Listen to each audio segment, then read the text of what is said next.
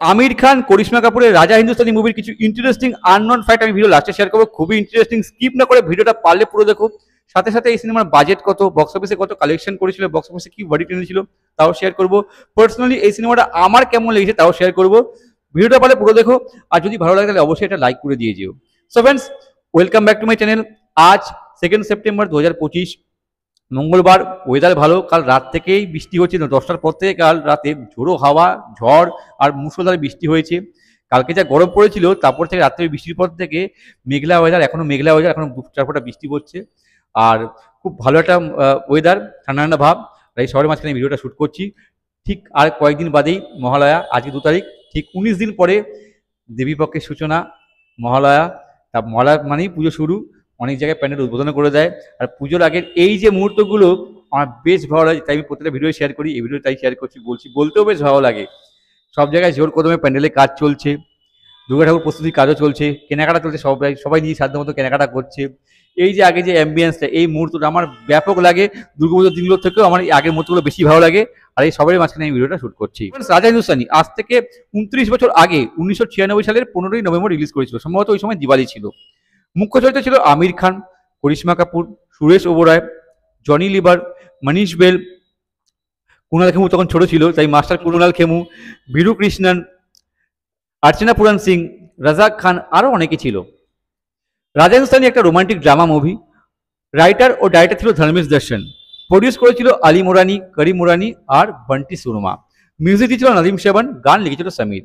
এবার যদি বাজেট আর box office নিয়ে আলোচনা করি, রাজা হিন্দুস্তানি বাজেট ছিল 5,75,00,000 আর প্রথম দিন বক্স অফিসে ইনকাম করেছিল 60 লাখ। আর প্রথম সপ্তাহ শেষে কালেকশন ছিল 3,65,00,000। আর এই মুভিটার overall net India life time collection ছিল 43,15,00,000। বক্স অফিসে অল টাইম ব্লকবাস্টার হয়েছিল। স্ক্রিনশট দেওয়া আছে, পজ করে তোমরা এটা চেক করতে পারো।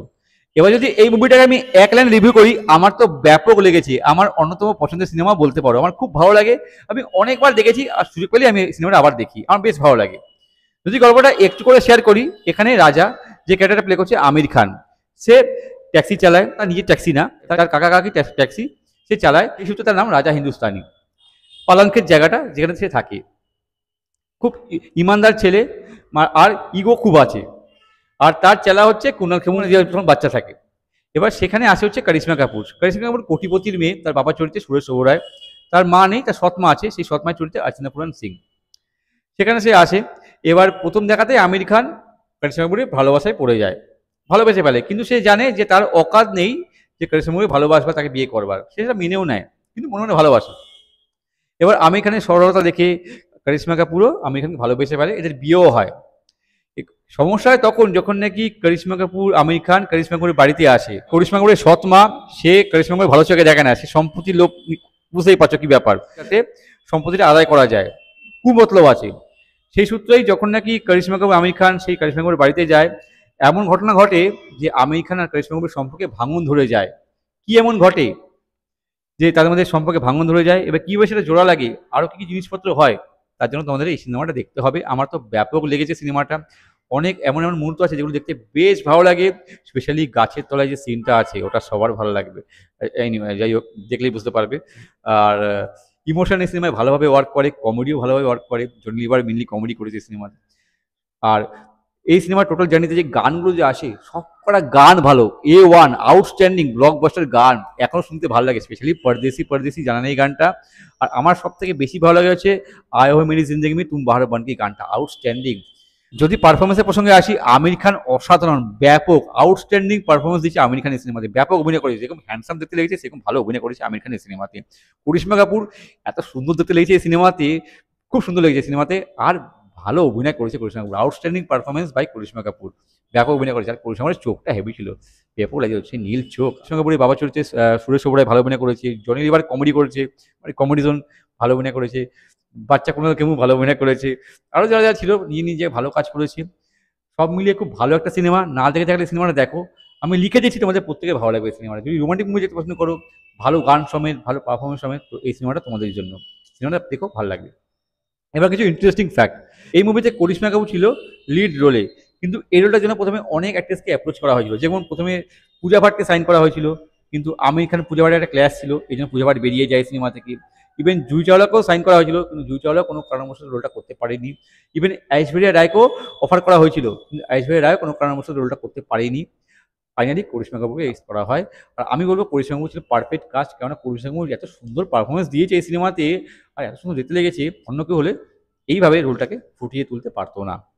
এই সিনেমাটা যখন সম্পূর্ণ তৈরি হয়ে যায়, ডিউরেশন ছিল 4 ঘন্টা 25 মিনিট, বিশাল বড়, কিন্তু অত বড় বুঝতেই পারছো, এই জন্য কেটে কুটে ছোট করে সিনেমাটার লেন্থ ছোট করা হয়। তাও প্রায় 3 ঘন্টা 3.5 ঘন্টা সিনেমা ছিল এই মুভিটা। এই মুভিটা যখন আসে দিওয়ালির সময় ক্ল্যাশে রিলিজ করে সানি দেওলের ঘাতকের সাথে, আর দুটো বই কিন্তু ক্ল্যাশে ভালো ফল করে।